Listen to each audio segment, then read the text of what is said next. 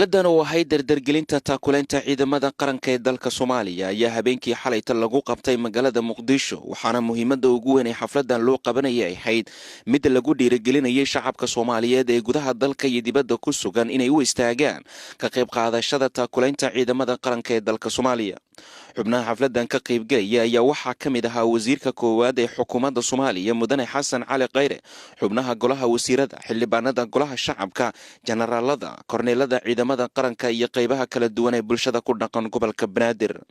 Maxamed Yuusuf Jaamac Tigay oo ka mid ah xubnaha guddi hoosaadka taakuleynta ciidamada qaranka Soomaaliya iyo qaar ka mid ah saraakiisha ka qaybgalaysa kulankan ayaa madasha ka sheegay halka uu marayo taakuleynta ciidamada qaranka dalka. dadka inaga maanta ina haysta international community waxa la midka askariga Soomaaliyeed waxa la siiyaa ayaad ogtihiin askariga ajnabiga waxa la siiyana waa ogtihiin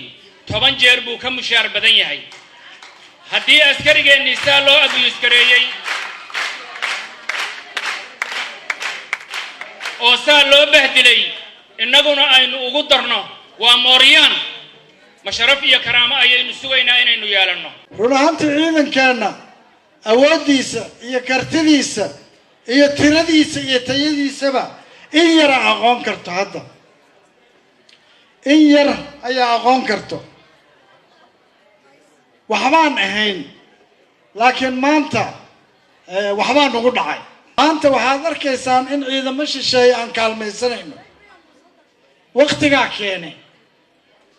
laakiin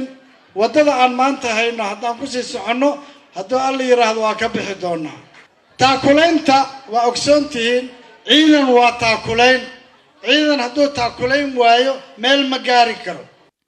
Ra'iisul Wasaaraha Xukuumadda Soomaaliya Mudane Xasan Cali Khayre ayaa afka ku dhajiyay astaanta qarannimo ee dalka Soomaaliya iyagoo shacabka Soomaaliyeed ugu baaqay inay u istaagaan muujinta dawladnimada dalka. waa arrinkan isugu nimid guddigu shaqadooda waa ka soo baxeen waa ku amaanaya dhalinyaradan Soomaaliyeed oo ay garab taagan oo labisan oo qaarkood ay ka mid yihiin anigu aan garanaya ciidamada xasilinta magaalada oo xabadaha isu dhigaan oo amniga magaalada aad aragteen xoolo yar uga shaqeeyay mushaar yar wax walbo yar iyo hurdo la'aan waxay idin soo hor istaageen waxay yiraahdeen waxaan ogolnahay inaan bixino waxa ugu badan oo qof bilaadan bixiyo waa nafteena